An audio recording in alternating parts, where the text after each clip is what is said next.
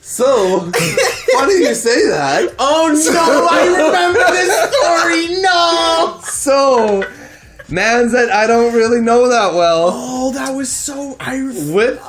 Whips out the piece on the couch and starts going to town on himself.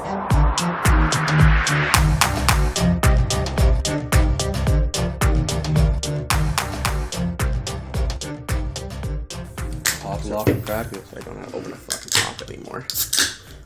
Hey, we're getting fucked up today, guys. Yeah, My crushing it. Orange Crush. Anybody remember C+? You remember C+?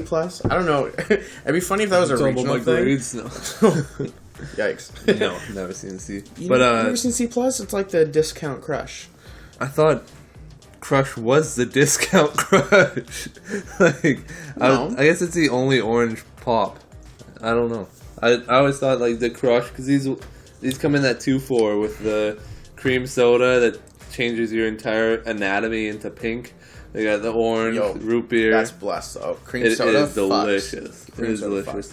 Speaking of actually, the weirdest combination that I can think of, Brittany has this new drink that she found. It's 5-cent sour vodka drink.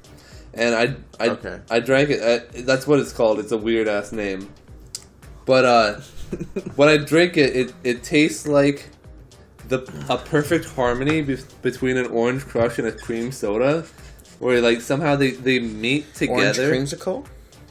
Yes, I guess similar to it, but with a little bit more cream soda to the taste. But it's probably the best drink I've ever had. It's my drink of the summer. Like going full Chet Hanks White Boy Summer coming out. White Boy Summer. Okay. Yeah, the orange crush reminded me of it. Holy, how was your week today? Oh, your week today. Your week this week. This fucking guy almost as tired as I am. Right? Busy. Just stuff like wife's back to work for a little bit because we're running low on money. So. Yo, I feel you. Yeah, so getting used to the nighttime with the girls myself because the one kid's still breastfeeding, so it doesn't work on me. And she does not take a bottle, so we're playing with that. Luckily, she eats like a maniac. Like she had half a burger today. Oh damn! 8 months old. Yeah. So busy week. Bonnie Henry, our lovely public health officer lady, BFFs. She extended the health orders for the restaurant situation that I'm dealing with, and so my hours are going to be shortened still. For longer. Yeah. So yeah, I'm feeling you on the money's tight situation. Not a fan. Over this, but that ketchup shortage, is that affecting our industry too? Because I heard it's in the States. Because what? Ketchup shortage? Yeah, because of I think it's just specifically Heinz, but because nobody's going into restaurants anymore, they're not just doing the squirt ketchup on their condiments, but or on their food. But when they order takeout, pretty much you always get ketchup with it, the little packets. So that's gone like 10 times what it normally is. So now they're running out of the packets. And they're charging like double and triple the price for restaurants to get those packets. Interesting. Is that happening here, or is that just a States thing? It may or may not be happening here. The thing is, in my restaurant, we don't give ketchup in packets. We have like little portion cups, and we squirt ketchup from a bottle into that and give you the portion cup. That's exactly what I thought. Like, why would you not just do that every time? It's the same as selling a root beer in a bottle, or buying the full thing of syrup and selling 200 of them for the same price as a bottle. Yeah, we definitely buy bulk ketchup, so we don't do but it. I saw that. I didn't know if it affected us as well. That's interesting. I feel like that's definitely a McDonald's thing. Yeah. McDonald's has the fucking little Heinz ketchup packets, but I don't know. Work for me this week, pretty fucking boring. Working at a restaurant is generally pretty fun when there's like next to nobody in the restaurant because of the rules, and all the rules I have to enforce are really stupid, and I am not passionate about them. You have to be king asshole. It's a really tough... Okay, let's backtrack. Is it a tough job? I'm not gonna sit next to a construction worker and say my job's tough. I just clipped it into the fact you're about to start with. It's a tough job. Nobody comes in the restaurant. I have to sit by the phone. I just stand the phone there. is also my cell phone. I can't greet anybody if no one comes in. I'm not gonna sit here and pretend it's a tough job, but it is a boring fucking job when there is nothing to do and you're just standing there like. Honestly, any 9 to 5, if you're busy for 1 hour out of the 8 hours, it doesn't matter how much you're getting paid. That job sucks. It just sucks for that day, no matter what. Because faking working, much shittier than working. Because the second somebody comes by, you gotta be in the right mode to just pretend that you're doing something. Oh no, I'm just cleaning this. There's nothing to do. You're just faking it for 8 hours. That's a good point. Football this week. Football was pretty good. The only thing that pissed me off was we did a tackling drill tonight, and it was like simple drill, gauntlet for any football guys that remember. So you did it back in the day. You got the ball. There's like three lines, and there's a defender at each line. Yeah. You've got to run as the ball carrier. You got to try and beat all the defenders and get there. As tacklers, if you make the tackle, you get out of the line, and that ball carrier goes to the back, and the cycle continues. Yeah. But man, there was just so many softies, and I'm like, I was getting frustrated, and I started yelling bad coaching tips, and I'll explain what I mean by that in a second. I have been there. But basically, fucking hit him. But like, do better. But like, the thing that was frustrating me was, you know, if you go in and you make a bad tackle, it's whatever. We can work on it. That's fine. But it's when you come in and you miss and you're like, damn, and then you stop and you just turn around and watch and see what everybody else is doing. You're like, oh, is he gonna get him? That kills me. Yeah. You need to, if you lose, if you say you totally ate shit and you fell on your face, get your ass up and go chase him down, because it's not over yet. It is not over yet. Why do you just quit?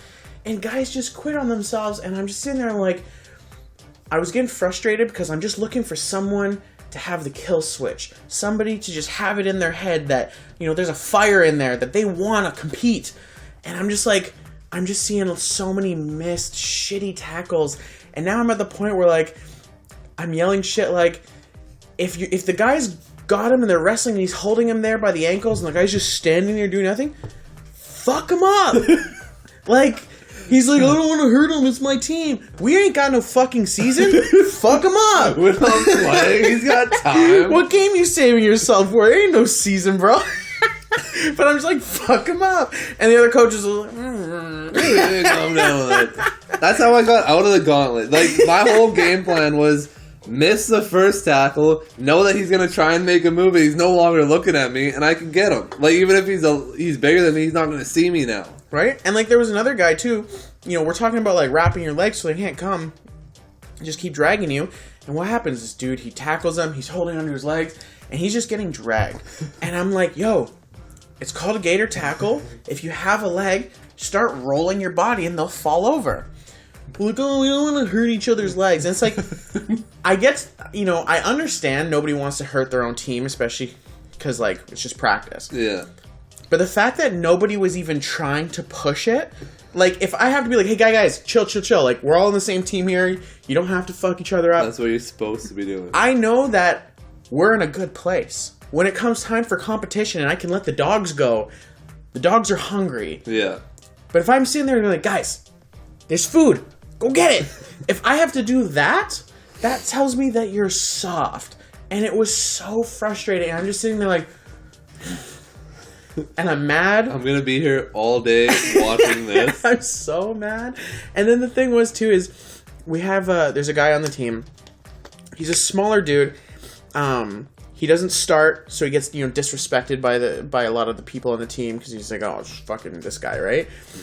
And he was having a hell of a practice. He's a lineman, D lineman. And at the very end of one of the plays before we broke, he was trying to make a tackle, but the guy wasn't going down, and it was kind of like a, you know, everybody was in on it. Yeah. And the coach is like, all right, break, stop, because it's over. Well, he's trying to stop, but the running back's still wrestling, trying to get him off. And it's like, saying stop. And then, like, okay, he finally stops. And then the running back like shoved his head into the dirt. And he's all pissed off. Like, hey, he said stop. Yeah. And so they break and they go over. And I go over to the offensive guy, the running back. I'm like, hey, listen. You know that shoving you're doing there? Keep it up. Fuck that guy. And this is what I mean. If we need competition. And if no one's willing to start a fight for their job, if no one's willing to compete for what they got to do, they ain't going to make it. You got to be willing to fight for what you want. And in football, it's not like other sports. Sometimes it actually comes to hands. Yeah. I've never been a fighter. I've never thrown hands intentionally. We've talked about this except for that one time.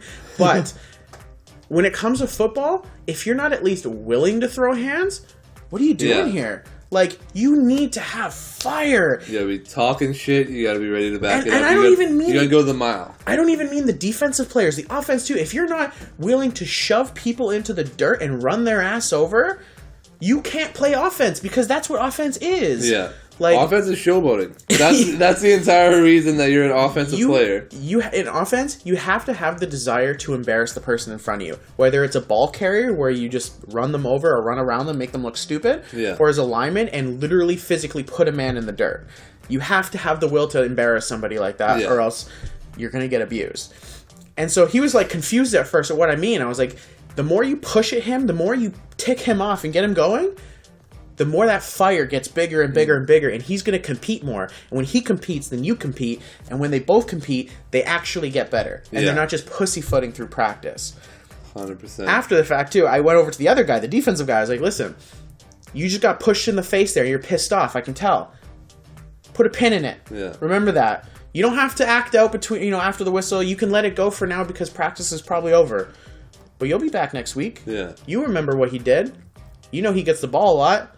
Next time you see him in the hole, now you remind him. You remind him of what he did last week, and that won't happen again. You won't let that happen to you again. And if you say you lose again, now you've got something to work towards. You're bringing the heat every time. You keep losing, though. Maybe switch sides. Maybe go to a new position, because this guy's going to keep clowning you. I just told him to. So. But the thing was, is he was getting so pissed off, he was actually making tackles sideline to sideline in our running drill, and I'm just like, is anybody else going to play defense, or is it just this guy? Yeah. I'm like... That's what you need. You need pissed off people. It's glory on offense, guts on the defense. You have to just hit people and hurt people. Yeah, I was just getting so mad, and I was like, man, it's not even just like a football topic. If you want to be a competitor, if you want to be good at something, you've got to have the killer instinct to win. You have to actually want it. And that wanting it sometimes is at, the downfall of whoever you're competing against. Yeah. And if you're not willing to hurt the people that you're competing against, in the sake of competition, we're not Tanya Harding people over here. No. If you're not willing to, actually go for it, if you're being too friendly, it's not going to work. It's just not a thing. Yeah, you gotta believe in yourself enough to let everybody else know. I'm all fired up right now. That just got me fired up. Speaking of sports, fucking Jake Paul. Ooh, the GOAT. I think he's the best boxer there is in the world right now. All those comments, there's so many people making that comment right now and shit, and I'm just like, okay, here's the thing. Here's my take. Jake Paul won? Cool, whatever. Honestly, I think he deserved to win. And the reason, my reasoning is, look how much time he spent in the gym. He's been working hard. I'm not going to discredit, because it's not like because who did he fight first? He fought Deji a couple years back. Yeah. He's been training for that fight. When he started training for that, he's been training boxing since then till today. Yeah. I respect the grind. I still think he's a fucking loser, but I respect the grind enough to know that he's been busting his ass off, sweating, bleeding, getting head trauma. He's been doing his thing, grinding this for the last, I think it's been 4 years now, I read. He's been boxing for 3.5 years or so. Yeah. Yeah. So he's in shape. He's been training for this. Ben Askren looked fat. He didn't give a fuck, and all of his training videos were a joke. You see the picture of Ben Askren when he weighed in? Yeah. You put that shit right beside Tom Brady, and you really see how big of an anomaly Tom Brady was. Because those bodies are supposed to get knocked out in the first round, and they're not supposed to be the greatest athlete of all time. Like, I get that he was getting paid and that he did what he had to do and that he wasn't trying to impress anyone. He just, like, was coming to take some money, and if he won, cool. But he clearly didn't give a shit either way. No. That's cool. I'm not hating on him for that. I'm not even going to ride the boat of it was a conspiracy or not. No. It's just, like, the thing that really got me was how Jake Paul's over here crying like he won a fucking title. Like, yeah. Dude. Well, so I listen to a lot of Impulsive, Logan Paul's podcast. Yikes. So no wonder you're an idiot. Oh, that's it. Yeah, I listen to millionaires talk, so like this dude just boxed nobody and knocked him out in 20 seconds for 65 mil. Like I'll try and listen to somebody else's opinion. Yeah, listen to me. But I'm just kidding. So for Jake Paul, so like you were saying with his training, he went back-to-back training camps. Basically, right after the Nate Robinson, he was trying to get the other fight. I can't remember. I think Dylan Dennis, but then ended up going with Ben Askren and just jumped straight into the training camp right away. And he obviously he's going full into it. You can see by his body and what he did, he's fully boxing now. He's in shape. And everybody's clowning him. Oh, you beat up a wrestler. Oh, you beat up a pro athlete. It's like, well, you said that he couldn't beat up a YouTuber. Like he's a YouTuber, and you're saying like, oh well, he's got to beat somebody even better. Everybody's saying, oh, he's got to fight Conor McGregor. He's got to fight Tyron Woodley. He needs to fight like a professional boxer. It's like, so you're saying he's a professional boxer? You like, I don't know if you realize that all your shit talking is just comparing him to the greats. You're saying that he's in the same level as these guys at the top, and that's the only way he can get credit, is if he can be one of the best. That's a pretty good accomplishment by him. He's had 3 professional fights, and he's probably made 100-something million off 3 professional fights that didn't last any time. Nate Robinson, he knocked him out extremely fast. He toyed with him because the guy didn't know how to box. Then Ben Askren, even he was faster. Yeah, he cut the time down like by half. Yeah. So his first fight, honestly, he probably would have knocked Deji out. Like, I think he did win by knockout, but he would have won way earlier. Considering how much experience he has now. Yeah, that was his first fight. He didn't. I don't think he really knew exactly what he was getting into when he first started. That's the thing is right now he's a professional boxer. He's at the level of professional boxer, but like. Real quick backstory for why he was crying. A big part of why he was crying is his longtime security guy that's been with him forever. His nickname was Shadow. He died a week beforehand. Like they were all hanging out, and then he just passed out, had a heart attack, died. Just middle of nothing. That's crazy. And then, or like 2 or 3 weeks ago, a girl put out allegations that he sexually assaulted her. Apparently, it's not true. So from everything that we've seen or that they've said, nobody really knows. But it came out like 3 weeks before the fight. Yeah. So he's had a lot of emotion going into it, and everybody said he's fighting an MMA fighter. This guy's gonna kick his ass, prove everybody wrong, prove that he's just a YouTuber, and then he goes beats his ass immediately. So he's like, that's a lot of emotion that he expelled right there. This was proving that he was good. Somehow the goalposts get moved at the end every time, but... Yeah, see, the thing is I don't think he's a bad boxer. And, I listened to Joe Rogan talk about it because I respect, especially in the fighting world, I respect Joe Rogan's opinion. If Joe Rogan's going to tell me that he's got some technical ability, I'm going to listen. Because he definitely knows more than I do. Yeah. And, Joe Rogan didn't really have anything negative to say about it either. So I'm just like sitting there, well... If he's putting in the effort, he's putting in the time, the grind, and he's actually doing stuff that's decent, like he's actually like got skills, I can't say he's not a fighter. And the big thing with him too is that the reason everybody hates him is because that's how he makes money. He's not an asshole. He literally was talking about it. He talks about it all the time. That every time he'd go to a press conference with Ben, he wouldn't say anything. So he had to go over and above to make people care. Like, same as Logan Paul calling out Mayweather. Like, if you actually listen to any of his podcasts, he's a very self-centered, he, like, understands things pretty well. But he's fighting Mayweather, so now he has a chance to actually be himself. Whereas all his other fights, he has to hype it up to get the money. I'm gonna back that up. Back that up for a second. For this particular promo, yeah, he's kind of have to pull the both of these guys. You know, they got to pull the Conor McGregor card. You know, they have to go in there. They have to talk all this shit to get people to care about the fight, hype it up. Well, yeah. But people have not liked the Paul brothers for a lot longer than just their boxing careers. Yeah, for as long as they've been making money. Well, they've been making money for a long time because that's how YouTube works. But their decisions have been despicable. Their actions are questionable. Their character, pretty questionable as well. Mm-hmm. Like, you're trying to tell me that he's a down-to-earth guy, and he's the same dude that put someone's suicide on YouTube. Yeah. Doesn't really line up. Yeah, if you take one thing. That's not one thing. I can go through a long list of things, but these guys there's a reason why Logan Paul has to do the podcast, and he doesn't do YouTube anymore. Because he's been kicked off because he's despicable. Sure. We can move on because this is an argument of us that we don't know the guy. We don't know him. He's obviously made dumb things. He's obviously done good things as well. Because otherwise he would still be there. If you want to be nice about it, you can say he's a smart businessman. Because they both are. They've got more money I'll probably ever see in my whole life in a day. he threw out more ones than I ever saw after his fight. He was throwing out ones everywhere. I'm like, oh, that's more than I got.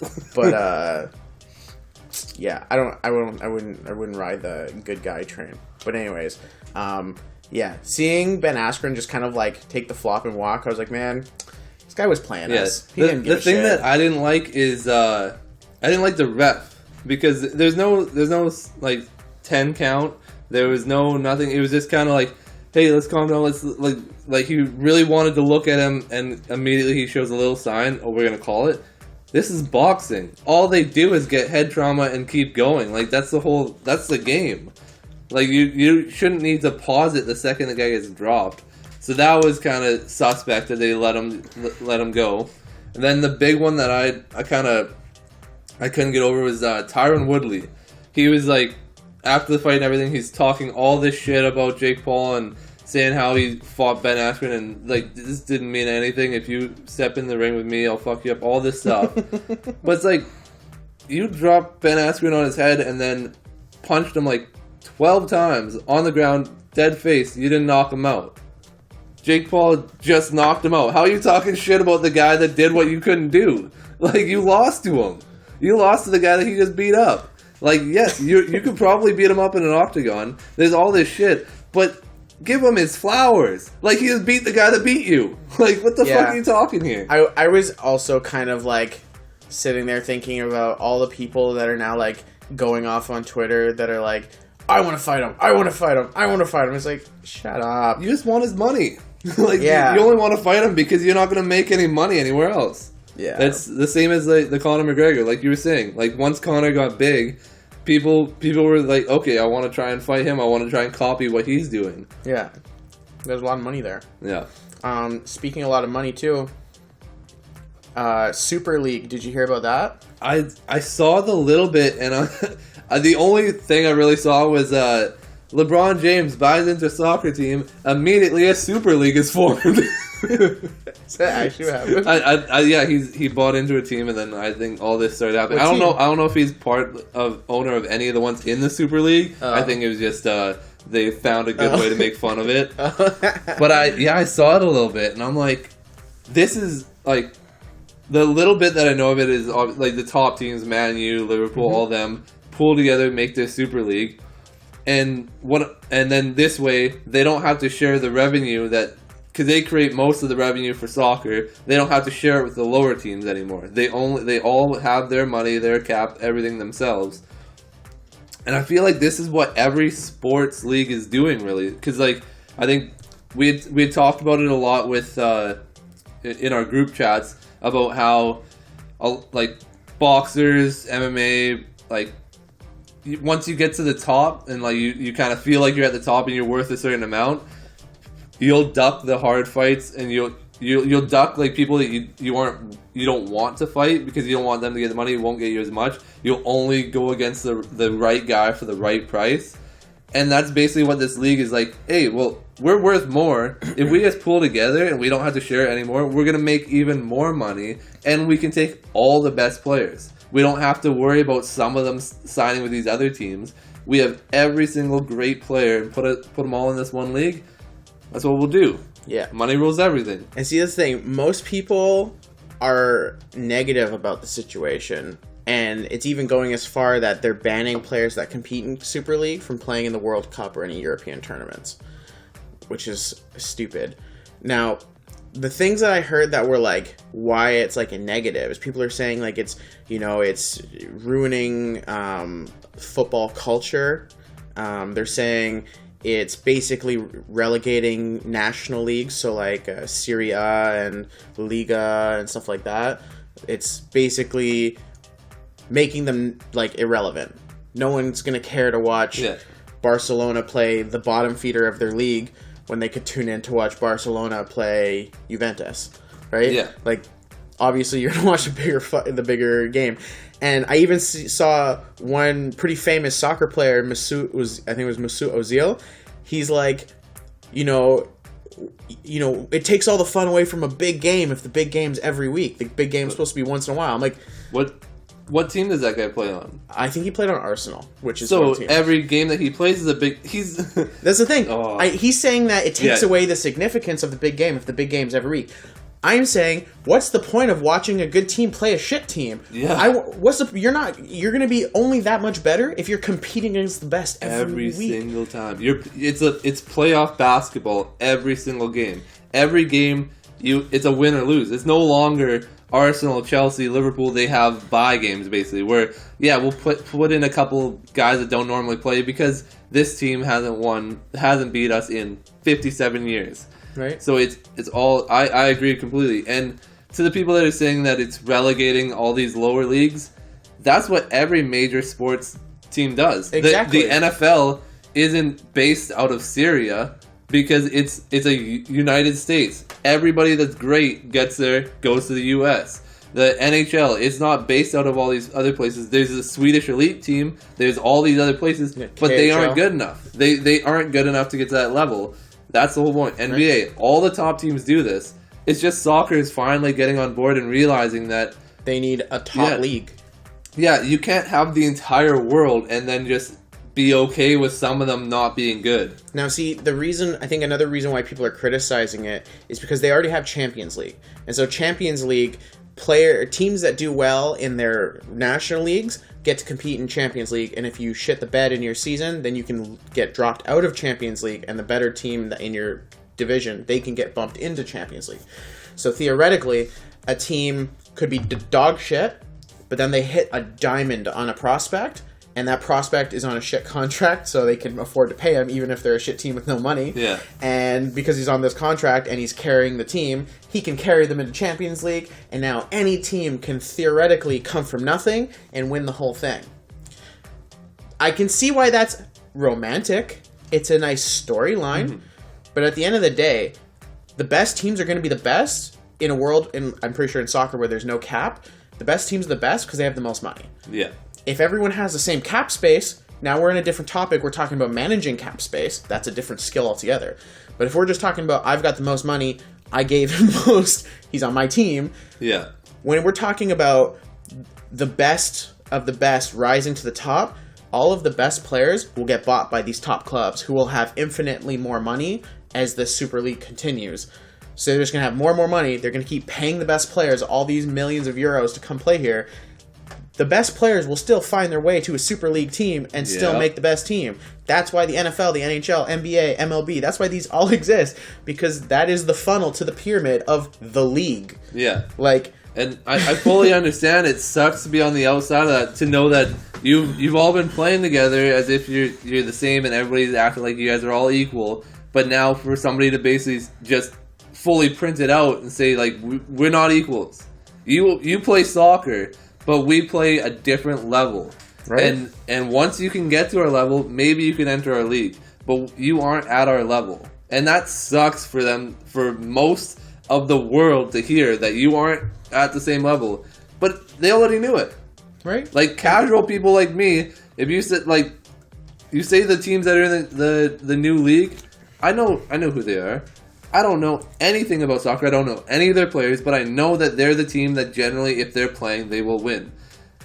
Any other team that's not in that league, I know that they were not going to beat those people. So it's not something where they're picking on a certain race, picking on a certain nation. It's the best of the best go to the top. That's right. What sports are. That's what sports is different than everything else in the world. See, the other thing I saw too was people were pushing the narrative of it's taking away the game from the poor and giving it to the rich. And here's the thing. As a consumer, if you're watching your team play Barcelona, you're probably still gonna pay the same for the tickets. You probably still play the same for the game. The only thing you're not seeing is if your team is a shit team, you're just not gonna get to watch Messi fucking destroy you. Whatever. If you want to watch Messi, just go watch Messi play against somebody that's good. Yeah, it'll be a better game, I promise. But like, when we say it's taking it away from the poor people, what are we really talking about here?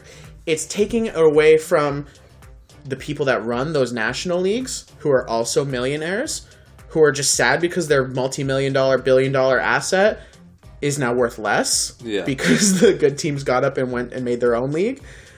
Yeah, did they get richer? Of course they did. Absolutely. Is it a capitalist endeavor? Of course it is. Sports is business. We don't need to talk about that. That's obvious. But like, if we're going to sit here and cry about taking it away from the poor people, who are you lying to? You're not taking it away from the poor people. You're taking billionaires and taking their money away and giving it to different billionaires. Yeah. We're still poor. We're still going to watch soccer on DAZN because we're broke and we can't go to a game. And also we're in North America, so we're not going across the world to go watch it. No. But like, even if we lived out there, we're still either going to the game. It's like I said, it's probably going to be the same ticket price. Why would they change it? They're still going to get all the revenue. We have the Vancouver Whitecaps. they like, when they were allowed to, they sell out arenas. They aren't good. Right? They weren't going to be playing Arsenal, but it's still soccer. Soccer is played by everyone. Soccer and boxing are two kind of sports that no matter who you are, what you have, you can do it. If you find something round, now you play soccer. Right. If you have two hands, now you're a boxer. So the thing that, like, the taken away from the poor, those lower leagues, those people have to now look at this like, holy shit, I have a chance to be the best team in my league. I've never, and I would never, ever have the chance to be the best team in my league until this happened. Now I'm gonna have a different set of money, but all the other teams in my league are gonna have that same kind of thing too. So how do I manage this to come out as the best of the rest? Yeah, and see, I also see the situation where, what am I trying to say? Wow. Keep it going. You know what? It's really tough do I want to dig you out? Or? It's really tough when you completely miss your point and you get completely derailed there. I had a thought. If only we were talking about something other than soccer, so I could like throw in some random tidbit to like try and get us going. But I think we're going to have to switch it off soccer here because I've never talked about soccer so much in my goddamn life. Yeah, I know what I was going to say. If you have a shit team, like say your team was shit, over the course of soccer history, the big market teams like your Real Madrids, your Barcelonas that have all the money, those teams historically have always been the best teams over history. Obviously, it fluctuates. You get your Man U's, your AC Milans, all that stuff. All these teams will fluctuate. There's probably like 10 teams that are always the best throughout history, at least one of them. And there's a few outliers, sure. But generally speaking, the teams with big markets, big fan bases, all the money, they buy the best players. Best players go there to get famous. They win all the titles. Shit teams stay shit, and they only are not shit is if they get it, like I said, diamond in the rough that carries their team, like some of these teams have randomly over history. Yeah. But once that player is off his contract, you can't pay him as much as Barcelona can. Guess where he's going? It's the same story over and over and over again. Yeah. Now, if you're like, oh, that's sad, your team was shit anyway. You weren't going to win anyway. So you're still watching a shit team. It's not like your team was ever just going to magically be good. You're still shit. Yeah. Your team's always been shit because you live in a small town and you don't have the billions on billions on billions that they have to sign fucking Messi or Neymar whenever he decides to change teams. Like, and that's the team. That's the thing now. You're no longer shit. Now you're even. Now you're average. Who knows? Yeah, you're no longer the shit team. Now you're an average team. I guess, yeah. If all these, I mean, I don't know if they're actually like leaving their other leagues or if they're just making their own league on the side. But if they're leaving those leagues, that would be drastically worse. But yeah, if they leave the leagues, then yeah, all the shit teams now you guys get to compete at your fair level. That's what I would want. That's like, it's basically like making divisions. Any kind of sport you're playing in, there's AA, AAA, single A, all like gold, all the different levels for soccer from like youth and up. Right. If you're at like the house level and you want to play against like a gold team, what's the point? You're gonna like that's not the same team. You're in different leagues. That's okay. You're allowed to be in different leagues. And ultimately, that's the thing. The best, if you're a purist of a sport, the best time you can have watching that sport is watching the absolute best of the best of the best compete day after day to see who really is the best. That's the best. If that's going to be the pinnacle of your sport, if that's what you're looking for. Yeah. That's why the NBA, NFL, MLB, NHL, they all have that format. It's simple. So people crying about it, I think they're just being babies. They don't like change. Yeah, just like baseball. People don't want anything to change for some reason. Yeah, exactly. Oh boy. So I gotta tell you, this lady showed up yesterday because we started off with the one single stroller when we got Brooklyn. Okay. Then we got this really wide double stroller when we got Noah, so that both of them could walk. But then we got another double stroller that was just more efficient for hills and shit.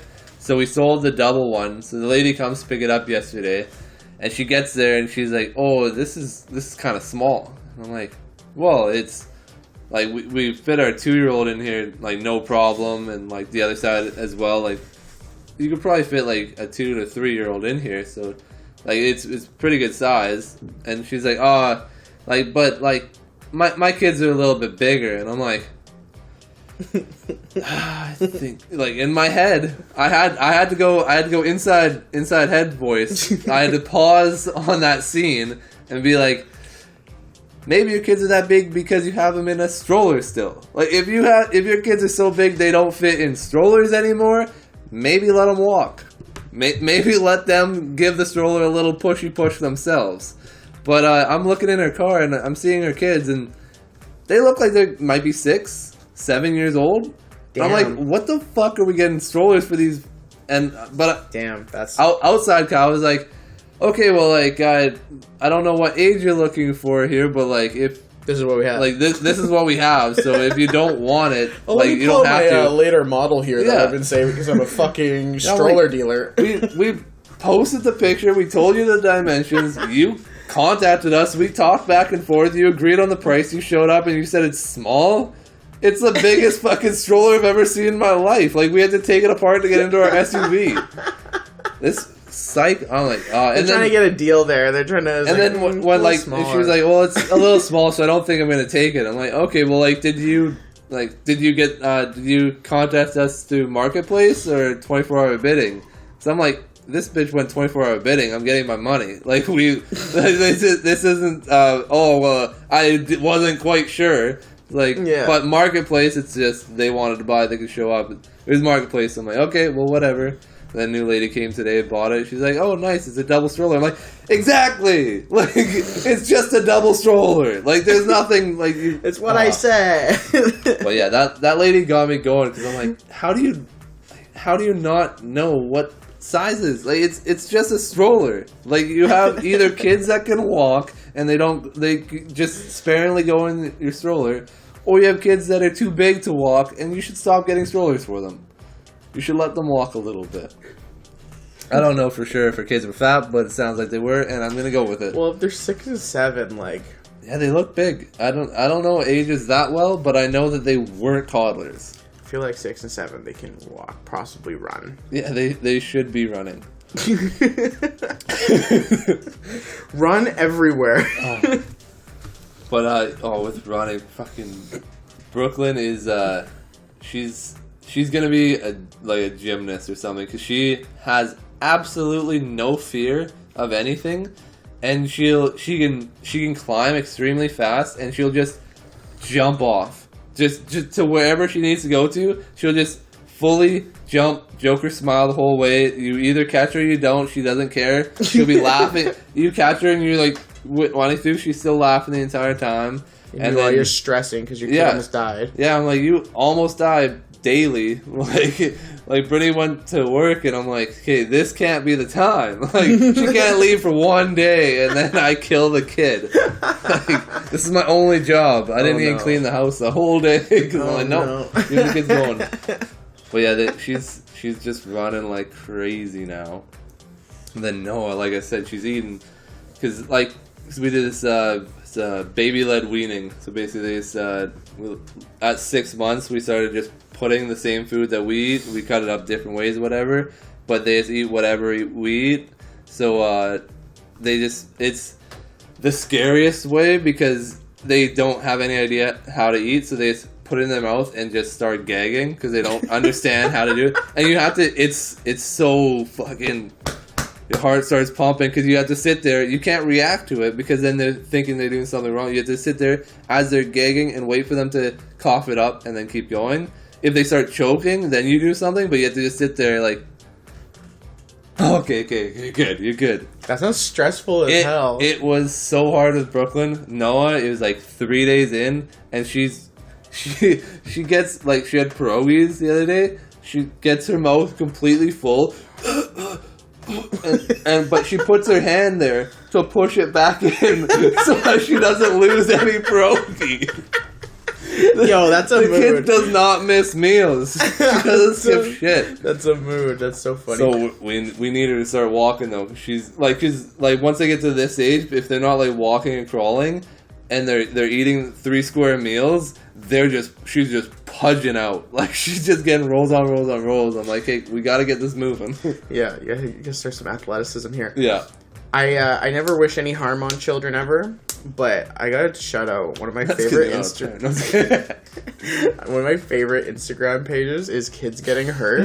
It is so fucking funny. Like, I'll go on there and I'm just pissing myself laughing. It is too much. Like, I saw one the other day. It was like this kid's running through this obstacle course, and like it's one of those like kind of like, you know, those game show obstacle courses where like then the thing will come out and smoke you. Oh yeah. And I'm just like, man, it was so good. Like, it was such a good video, and I'm like, I always wanted to be that guy that's working on the reality TV show like Wipeout or something, and he's like, and boxing glove, boom, lights out, woo! Like, I would be getting fired up behind the fucking computer. Yeah. What time did you say you were gonna get on this? Oh, okay. Yeah, exactly. Keep talking. Wouldn't it be a shame if boom, miss, no, fuck you, hit everything, send like that would be so much fun. It's basically awesome. Playing a video game with like actual people getting hurt. I mean, not like I'm trying to hurt people, but like, yeah, I'm trying to hurt people. Yeah, I'm trying to fuck these guys up. They signed the waiver. That's the whole point. They knew why they're here. Like, come on. I've been into that since, like, I remember I was a kid watching, like, was it MXC, Most Extreme Challenge? You remember that? MXC was ridiculous because they just... Because the whole, like, being Spike TV, they just pretended to, like, they were talking in Chinese, Asian, whatever language they were. But then Asian. I don't know their languages. I know it sounded terrible. Whatever language. But what they did was worse because they would let them speak and then they just dub it over with some dumb American accent and pretend they know what they're saying. Yeah, really fucked up. Also, you know, something that, you know, I was a weird kid. You know, elementary school Dustin, maybe he had issues that he hadn't addressed yet. Probably, likely, but he also just had a weird brain. I love that show so much, and there was a reoccurring character on it called Joe Bubba Ganoush, and I had a pencil topper that was a little yellow football guy, and I called him Joe Bubba Ganoush, and I made a religion called Bubba Ganoushism. And at this point in my life, I didn't know what Bubba Ganoush is. It's just like a sauce or like a dip or something. I had no idea. I just thought that it was funny. And I thought that was a funny name. And so Joe Baba Ganoush was my pencil topper, and he was our holy deity. And I don't remember what we believed in, because I don't think I understood religion enough to make those decisions back then. But I had 3 members in my religion. It was like me and 2 of my friends. I fucking called it. You were a cult leader. You just didn't know how to lead yet. You could have been anybody. If you were 5 years after that, and you got those followers, even if you didn't believe it, you could have been the next Kool-Aid man. Another interesting story from elementary school. I was low-key, it's funny. I never did drugs. Really haven't done really anything illegal ever. Pretty low-key when it comes to that kind of thing. When I was in elementary school, I was starting pretty suspect practices at a young age. I used to do this thing where every time we'd go to a restaurant, I would steal all the sugar packets.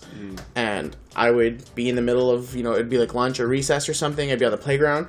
I'd pull out a sugar packet, and I would hit it in front of everybody. And everyone's like, why is this guy hitting sugar packets? And I'm just like, tastes good. And I would like act like it was cool. And then every now and then, people were like, yeah, can I have one? I'm like, yeah, sure. And so I hit him with a sugar packet.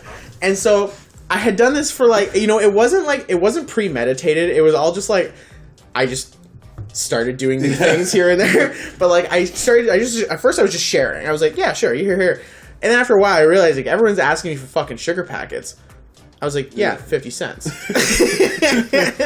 And now I'm basically slinging rock on the playground, but it's fucking... Gave it to them free, get them hooked. Now you start getting that upcharge. And I'm like, it's pretty suspect practices. But yeah, I ended up selling sugar packets for like a couple weeks for like 50 cents a pop. And there was one day where I made like $7. And so the thing is they had I don't remember, they had a weird name for it.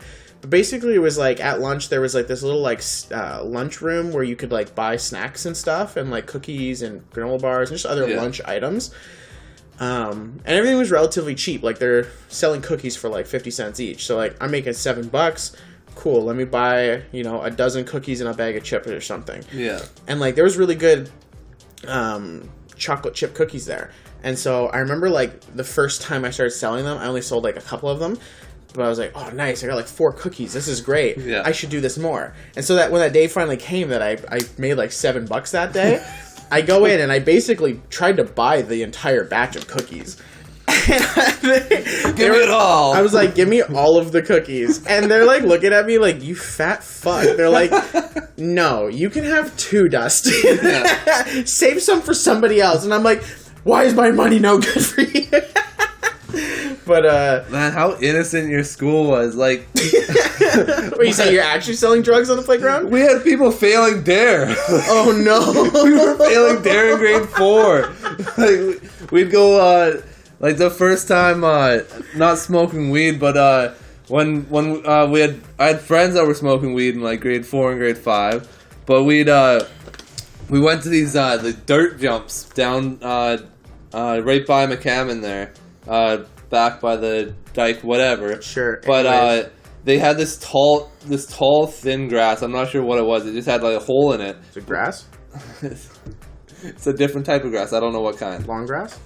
Maybe long grass. I assume it's. I don't know what it is, but you could light it, and you could light the end of it, and it would stay lit, and you could smoke it. Oh, so God. We started smoking grass. We'd go after school. We'd be like, "Oh yeah, we're gonna go smoke grass," and we'd have different people that would show up and like smoke weed, and we'd be chilling with them while we smoked the actual grass. That's so cringe. It's so bad. But the thing is I knew people that did shit like that too on my side of town. Like there was they came over. I know them. That's how I knew your school. This is my place.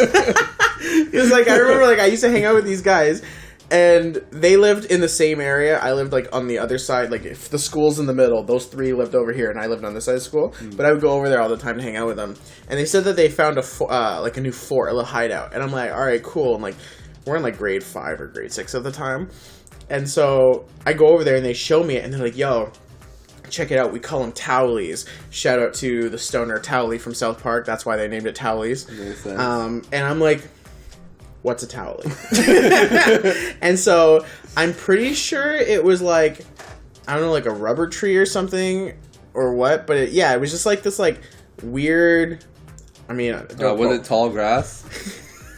Fucking asshole. But it was like a plant, but it was like had a hollow core. And so that's exactly what I was talking about. You described that as grass? Are you fucking stupid? I don't know. It's the same Have you ever shit. seen grass? I'm talking about like a stalk of a plant. I don't know. Maybe it's different. Anyways, it was like a little straw. It was the same idea. Maybe it was the same thing. Probably Kyle's just an idiot by calling it grass, but whatever. Yeah, it's all green. But yeah, they were smoking them too, and I'm just like looked at them, and like in my head, I'm like, cigarettes are gross. They smell terrible. My sister smoked, and I'm like, weed is the devil. And I'm just like, I don't know if I'm into that yet. I'm not ready to make that decision. But I'm like, I'm looking at them and I'm like, this is neither of those things. Yeah. What the fuck are they doing? There's no downfall. You're just smoking something. You look cool without having any of the negative side effects. I'm just like, I'm watching them struggle with it. Because it's not like they know how to smoke yet. And I'm just like... Just trying to light the lighter. I'm just like, what are they doing? And then like, one of them almost started a small fight. Here's the thing. The hideout... It wasn't like yours was like down by the slough or whatever, right? Yeah. This was somebody's hedges between houses. This was not even like in some remote area. This was come into my office. This was like we left their house, went 3 houses down to this guy's house, and there was a hole in his hedges, and we snuck into his hedges and we were hiding in the bush.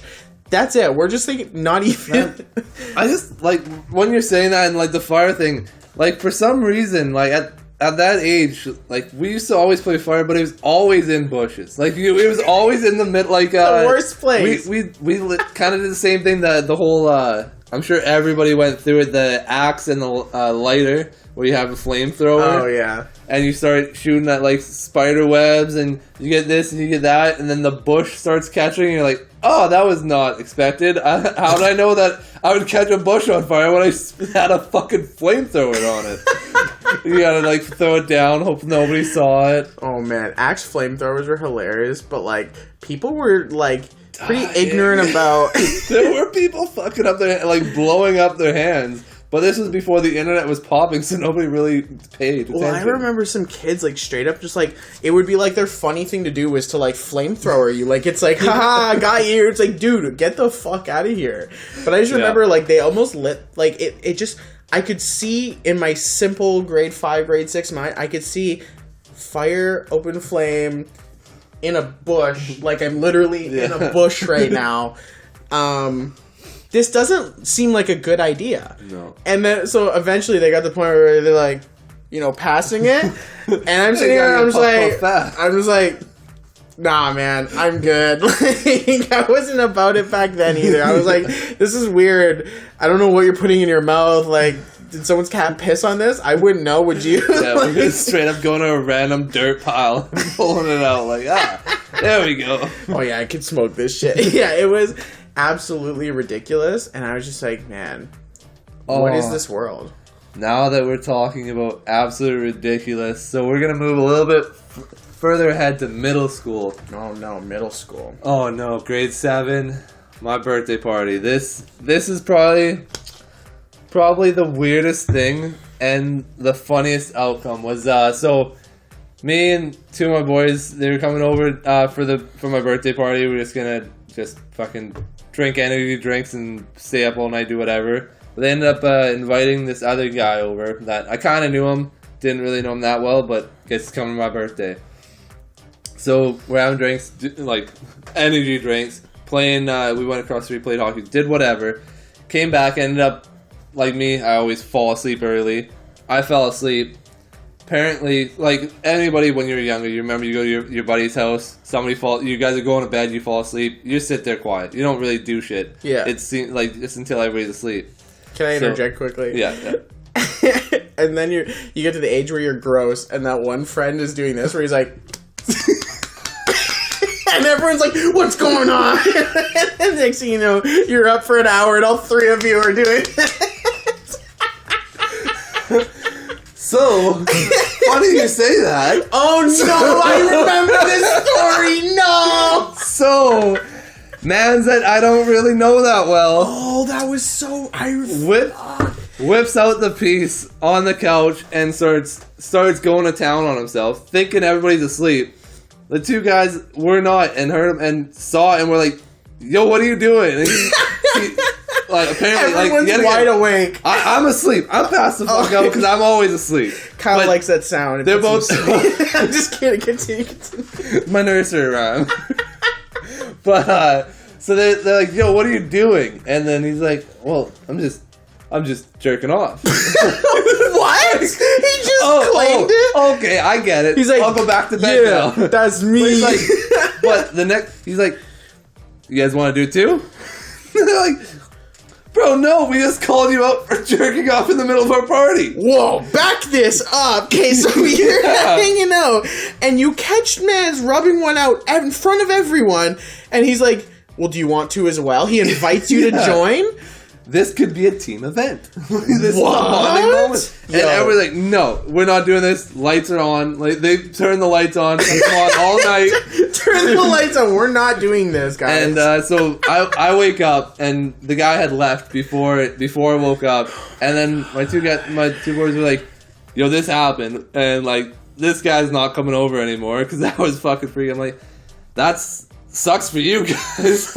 I'm glad you caught it and that you stopped him from doing something in my house, but like didn't really affect me too much. So we get to school and like this is like a Saturday, so like I think Monday comes through. Obviously, this is the first thing. Like, we're on MSN Messenger, sending our captions, like telling everybody all the things, so everybody at school kind of knows what's going on. But Monday comes and different people are asking us about it. Tuesday goes and it's kind of like it's still there, but nobody's really talking to us. Wednesday, we each one of us we get a call into our class about like, hey, can you send Kyle to the office? Hey, can you send Buddy? Hey, can you send Buddy? So the three we're all walking from separate classes and we meet in the hallway as we're walking. We're like, oh shit, this is about to happen. I know what this is about. So we get into the office. So, set the scene real quick, is that our principal was probably early 50s woman. So we sit down in this office and she's like...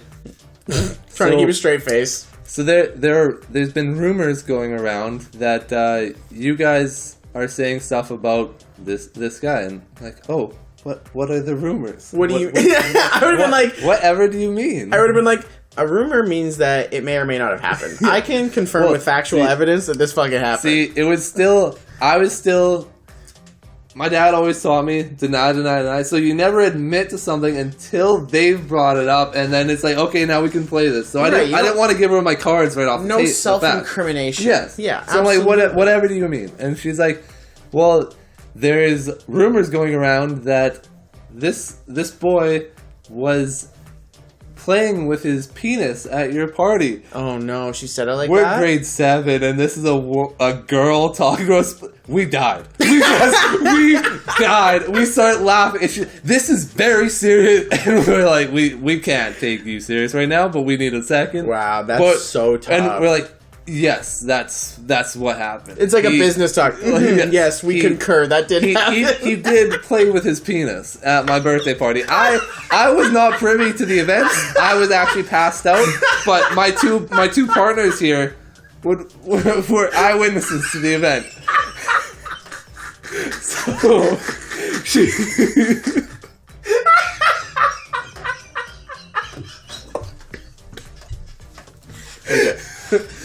Right. So she said. So when you say that he was playing with you, did you see his penis? They're like, yeah, yes, we saw his penis. Well, did you see him like stroking up and down on his penis? Why do we need to ask that? Yes, this is what we said. That's exactly what. And she's like, and what happened after that? They're like, we said something. We turned on the lights, and that was it. And she's like, well, that's not what I heard. So whoa! This is where we're like, uh-oh. Like, there might be actually something going on, because this is all we know. This is a game of telephone. Did we all fall asleep? Was there more? So, we find out that the rumor turned into the game of telephone, where one person hears something, relays it to the next, and it gets a little bit spicier as it goes. I'm not gonna lie. If I was in that circle where I was getting the story from you, I absolutely would have added better details. I know you probably were the one that told the final person, but so apparently there was a guy that was threatening to. There's a bunch of guys that were gonna beat him up after school because he went to my birthday party and jerked off in front of us and came all over my kitchen table. And wouldn't leave and all this stuff. And we're like, yo, that's not it. Like, not at all what happened. We're like, I understand why we might be in trouble right now, but this isn't what we did. Creative liberties are a bitch. Yeah. I was like, okay. I can collaborate a lot of this story, but it gets a little bit off base at that point. You're right, that did not happen. Corroborate. Whatever. Collaborate, corroborate. Fuck, cooperate.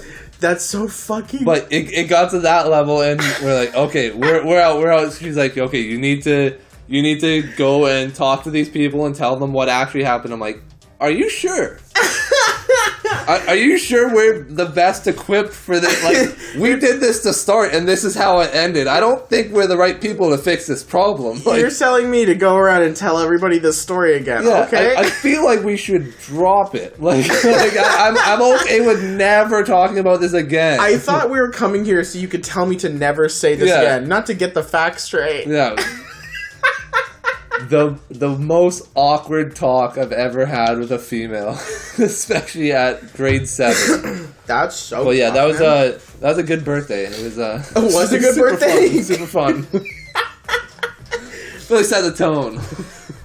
You know, talking about these cringe stories from back in that era, you know, it reminded me of another gem that hasn't been told to a lot of people. It wasn't supposed to see the light of day again, but it may have to. Because here's the thing. One, I was hanging out with my nephew, with my parents the other day, and my nephew, for those that don't know, is 17, turning 18, and he's going off to college soon, and, you know, me and him, we're pretty close. We've talked a lot about things. Some things we never talked about. There's some stories that I just didn't tell him. Well, he's learning a lot of things about me as I tell you all very unfortunately cringe stories, like the McDonald's story of recent weeks. So he's learned a lot about me. I apologize to my family for telling this one too, but this is another thing that I did when I was very young and I should not have. I'm so glad. I don't know which one it is, but I want to hear it again. So it was actually with one of the friends. Like I said, in grade 6, I hung out with those 3 kids across town. Now, me and one of the guys, we were pretty close, and I would go to his house all the time. And now, this is back in the early stages of the internet. Like I said, we're in grade 6. I don't even remember how old you are to be in grade 6, like 11, 12? I don't know. Doesn't matter. We have no idea what the fuck we're doing. Like, I know how to use computers, but, like, as far as, like, the internet, they're like, be careful, don't go to chat rooms. Chat rooms are scary, because that's where you're going to meet pedophiles, right? See, it was always I always heard that, but it was always towards girls, don't go to chat rooms. Because guys, at that time, they were going to chat rooms to convince girls to try and to do the opposite thing. That was always what I heard from people. Okay. So, I was, you know, I never really went to chat rooms because, like, my parents were kind of on that too. They said, like, don't go on chat rooms. Yeah. We don't want you on those websites. And I was like, whatever, I don't need chat rooms. I had enough friends on my MSN, like, I don't need to find random strangers to talk to. Not to mention, at this point, I don't even know what chat rooms are. Well, like, sorry, not what they are. I don't know where they are. Like, what are the websites? I'd have to Google it, because I just didn't know them off the top of my head. Now, you know, grade 6, definitely interested in girls at this point. Do I want to see girls naked? Yes, absolutely. Am I really, you know, am I attracted to girls my age? Yes. I don't really think to myself that trying to see a girl that's 13 while I'm 13, I don't really think of that as suspect because we're the same age. But well, at that time, it's not really suspect. Reflecting on it now, though, it sounds hella suspect. Well, talking about it as 28-year-olds, it feels suspect because you're going to have to say words about this 13-year-old. I'm going to have to say things that I did, but I want to preface this that I was like 13, between 11 and 13, and I am not a predator. This is a preface that needs to be emphasized. So anyways, I'm at my friend's house, and he's like, hey man, I've been checking out chat rooms lately. Do you want to do it? Do you want to do that today? And I'm like, sure. Show me what's up. So we pop on this chat room. It's so basic. I remember the screen was basically black. It was just a simple like text chat bubble, and you just punched in a random name, picked your color, picked your font, just start typing. Just start typing. See what happens. Fucking everybody and their mother, ASL. Everyone's trying to figure out like, who's in this room. Is it all guys? Because I'm a guy. Is there all just guys here? Anyways, ASL. You remember that? Anyways. You always lie.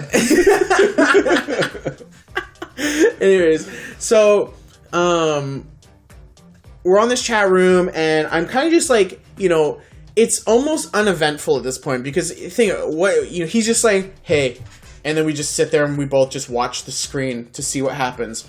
ASL.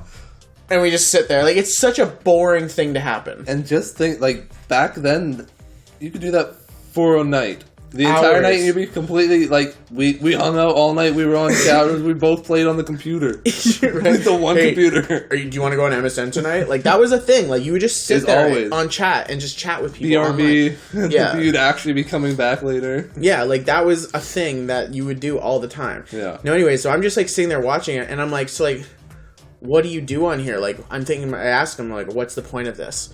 And he's like, well, I try to find girls online so I can see if I can get them to send me nudes. And as soon as he says that to me, I'm like, dang, sure, sounds awesome. Makes sense. I understand now. Right?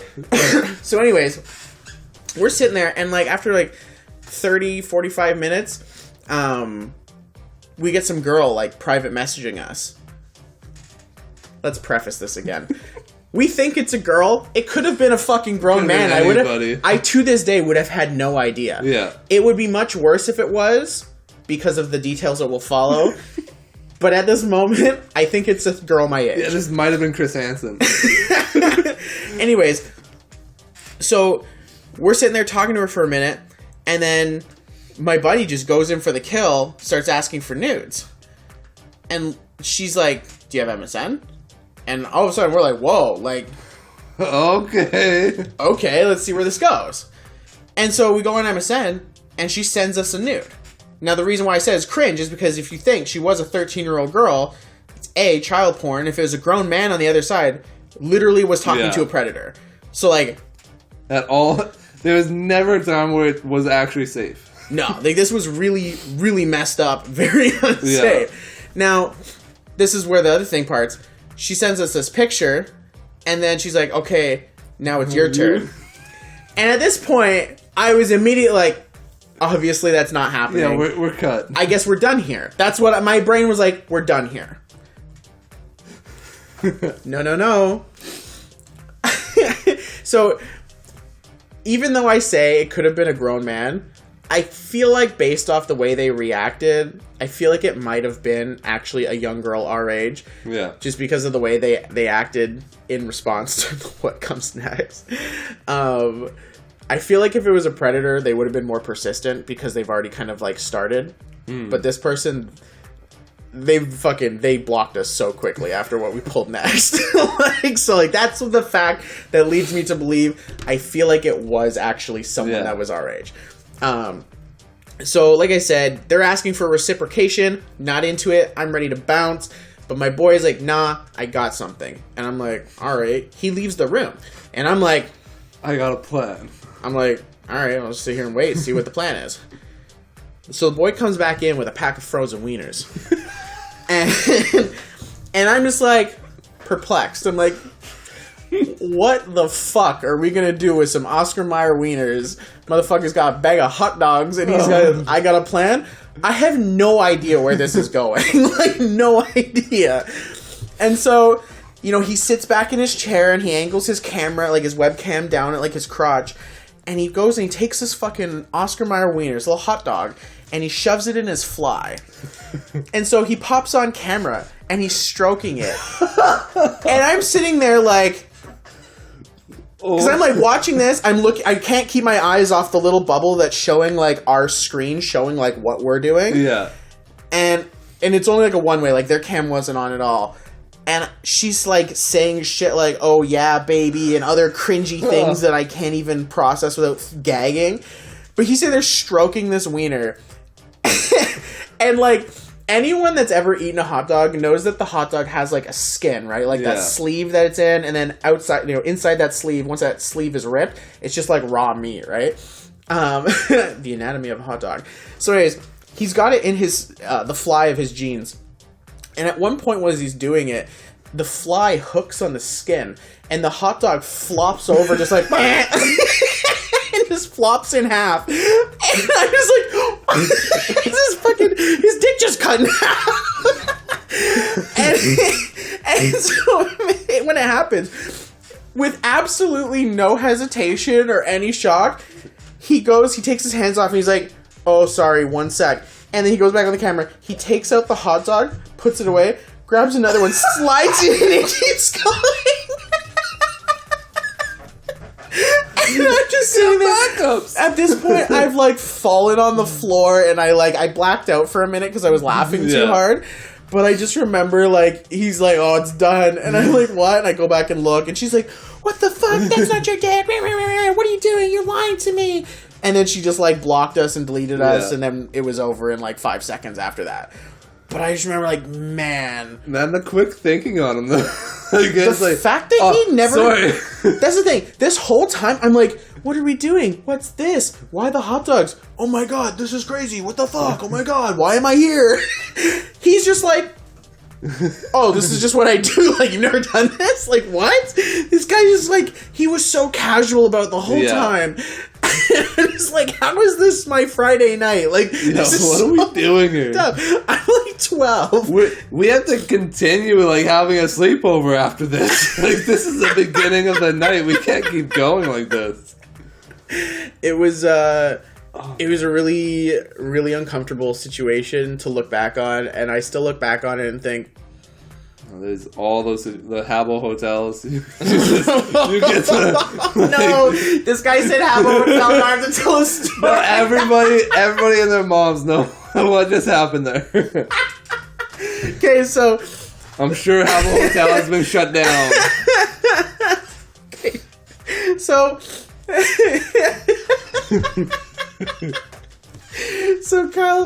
Kyle said Habbo. Okay, so we just talked about that was like one of my first times on like a chat room. Yeah. So for those, now we're starting to get to the experience stage. I'm getting older, guys.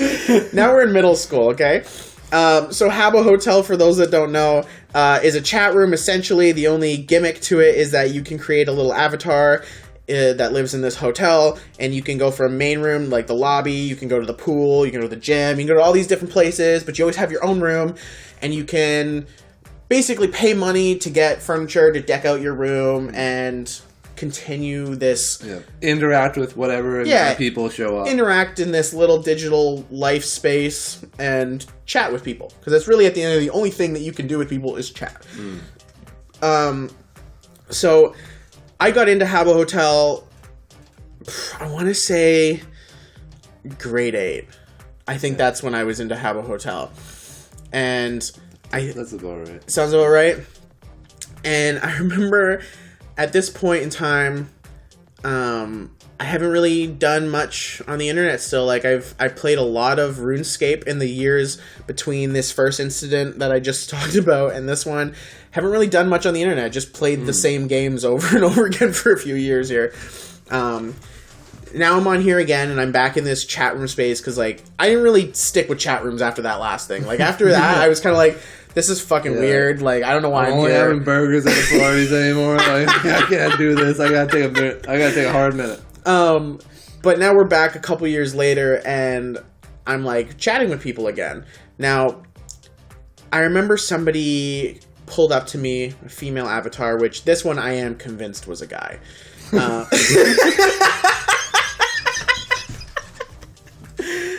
And so for the sake of the video, I'm going to refer to him as him because I have there's no point in the story that I ever really believed that this was a girl.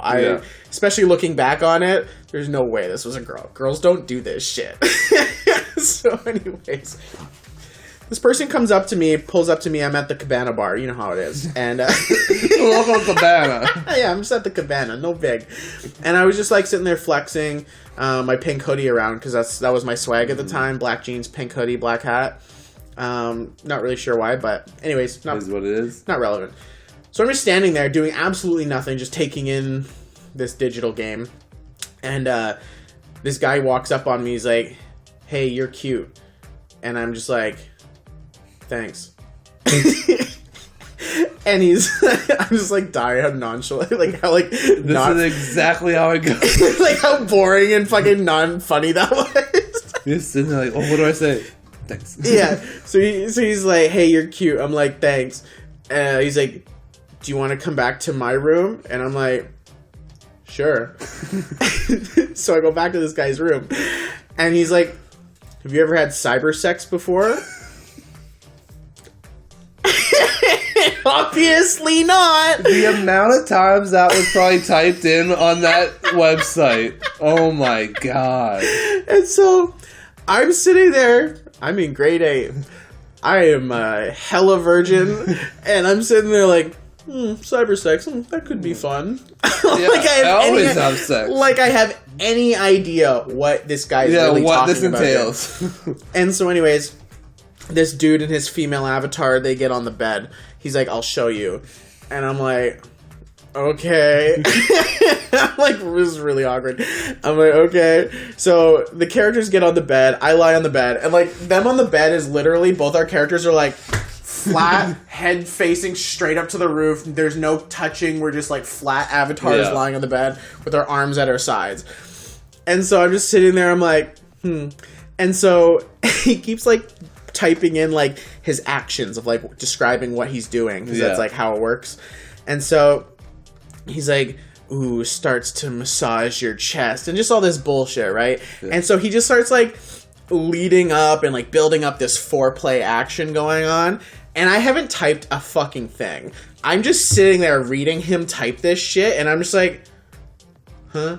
like what's happening? Like I have no idea. Yeah. And so eventually we get to a part where like he starts like he starts getting a little graphic, and he starts like, you know, it's getting hot and heavy in this hotel now. And I'm still sitting there dead silent. Like, I just hope that nobody like joins in on this video like after you said that you're on Habbo Hotel, because this sounds like people's worst nightmares. Like as you're saying it, it sounds like it's real life. It's making me uncomfortable, even though I know exactly what's happening. This is the most uncomfortable story. I can't believe this was like every Friday, Saturday for like years. Like, just going into random Habbo hotels with any girl you see. But sorry to derail it. I'm just letting you know. I'm buttoning up my shirts a little more. This is really fucking cringe. This is the weird shit that happened when I was a kid. Anyways, so they're getting graphic, and I'm sitting there still like, I don't even know what to type. Like, it hasn't even registered that I'm not participating because I'm still trying to process what the fuck they're talking about. Yeah. While still trying to conceptualize, do I even know how to sex yet? No. Yeah. So like, what are we even doing here? And so eventually they get kind of annoyed by me not participating, and they're like, "Well, aren't you gonna do anything?" And I'm just like, lol. Like, I didn't know what the fuck to say. And so I just basically, like, it wasn't a pretty, anticlimactic ending. I basically was like, I just signed off. And I was like, what the fuck just happened? And that was Dustin's first cyber sex experience. And I'll be honest with you, that was my only cyber sex experience. I've never done that again. That was fucking weird. And I was grade 8, and I'll never go back to that. Yeah. Cyber sex is a weird sounding space. Especially in like the days of like the best camera you have is a webcam.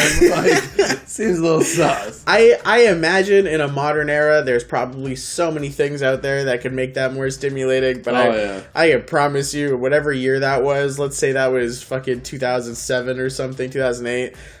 It was fucking weird as shit, and I was so uncomfortable. Really questionable moment in my childhood. Watch your kids on the internet. I think pretty fucked up place. Yeah, the internet's gotten a lot different now because like there's so many more ways to get in trouble, but like a lot of kids now, they grow up with it, so they aren't putting themselves into that awkward position where you're potentially talking to an adult. Most of the time they know like kind of what they're doing, whereas we were just kind of like at the same time as Habbo Hotel was LimeWire. So you go because me and John, we used to like hang out pretty much every day. Go in his basement, go on the computer, go on LimeWire, get like Enter Sandman, all like whatever music, and just have that playing while we like either played games or whatever. But then you'd out of nowhere you'd download a song and you click on it and it's like a snuff video. It's somebody's getting murdered on your screen, and you're like, "What the fuck's going on?" Or a random porn would show up, and it's like it's titled everything you want, and then you sit there with a fucking virus, and your whole computer shuts off out of nowhere. Well, that just sounds like you're asking me for my final story of the evening because I got one more song. My mom probably does. My mom probably doesn't want me to tell this story, but she's not here to say no, so feel it. I'm 28, mom. I can say what I want. So, back in the days of LimeWire, my mom was like trying to like download movies and shit because like that was a thing to do back then. Pirate movies. There was one day that I come home and she's freaking out, and everyone else is just laughing. I'm like, what's going on? My mom was trying to download movies and she caught a virus, and this virus took over her computer and just starts downloading like thousands upon thousands of pornos, and it's just like porn videos, and my mom just can't get it to stop. And I'm looking at this thing, like this computer just going off, just downloading so much porn. And I'm just like, Mom, you're fucking gross. And I just go on that, and I'm like, you're disgusting. Ew, this is the porn you watch? What are you doing? I was just going in on my mom. I was like, man, Mom's gross. Yeah, that was the scary part of the internet back then, is that like at any point, everything could go wrong. It doesn't matter if you did everything the exact same from one time to the next, something will go wrong. I think there's a realistic point to be made, though. Like, it's not enough to just tell kids that there's bad people on the internet or just tell them don't go to these websites. It's like telling people, like, somehow, like, informing these younger people that are on the internet so much earlier or like what bad things that they should be looking out for that they don't want to fall victim to. Because I feel like there's so many things out there that's like, it's one thing, I say this about everything. It's one thing to be told not to do something. It's another thing to be, informed and fully understand why you don't want to actually do that. Yeah. What is going to happen? What are the actual negative effects? Like, me going on a chat room, I was told not to do it for a long time, but I didn't really get it. I was just told not to. Yeah. Why? You don't want me on chat rooms because I'm not old enough. That's basically the answer I was given, or that at least I remembered. Yeah, you tell me no, I'm going to do it. But you're telling me, like, there's predators on there that are going to try and trick me into hanging out with them, and then when I go hang out with them, I might get raped and killed? Okay, well, now I'm not going to fucking do it. Yeah. But, I can understand it's a little graphic to just tell kids, but, like, that kind of thing for, like, a larger spectrum of the things that can go wrong on the internet, even just, like, downloading shit, knowing what's actually happening and then what the negative and positive is and everything. Like, I feel like there's definitely a conversation to be had there with future generations. That's definitely the hardest part about being a parent, is, like, even just to the lower level of like, understanding pain. Like I said, my daughter just jumps off of shit. At the beginning, I would just I'd catch her and, like, make sure she didn't hurt herself. Now, what I do is I catch her head, so the rest of her body hits, and, like, she hurts herself a little bit, but, like, I want her to know, like, hey, if you do this, it's going to hurt if I'm not here. And this is what pain is. Like, I can't explain to you why or how this is going to hurt. You have to experience it. Right? And you don't want to hit the head too hard so early, she's going to be dumb her whole life. Yeah, I don't want her to be a dummy. I need her to have a little bit of brains. Like, have a bruise, whatever. And then, like, as it progresses, like when they start, like, seeing guys or, like, liking boys, and having them like have to get their heart broken, or like you can't be like, oh no, you can't be hanging out with them at this exact time because that's the exact time they're gonna go do it. So you have to figure out ways to navigate that, and that's the scary part of like just learning how to bridge the gap between letting them have the experience to understand why it hurts so much, and not letting them get the experience so bad that it's irreparable damage. Yeah, it's fucking scary shit, especially with 2 daughters right off the bat. Like, that's why I'm putting them in fighting. I'm putting them in like jiu-jitsu and shit when they're 5, and then no gymnastics. Just no MMA. Gymnastics as well. Oh, okay. Like they can do like whatever they want, but I want them to know how to like fuck somebody up if they have to. Just be able to protect yourself. Well, there you go. Welcome to our TED Talk, guys. Yeah. That's all we got for today. Appreciate you guys sticking around. Hopefully this video fucking works. I think it's gonna work this time. Yeah, we got a little magic trick on this one, so we can kind of see it still going. We would our rig that we have set up here is very questionable. So one day we're getting there. One day we'll have when this COVID lifts and we actually can make money at our jobs. Yep. Yeah. Honestly, like we'll be able to afford a make camera. money, be able to actually see other humans. Yeah, right. We can afford an actual rig that actually makes sense for us. But until then. Peace. Oh.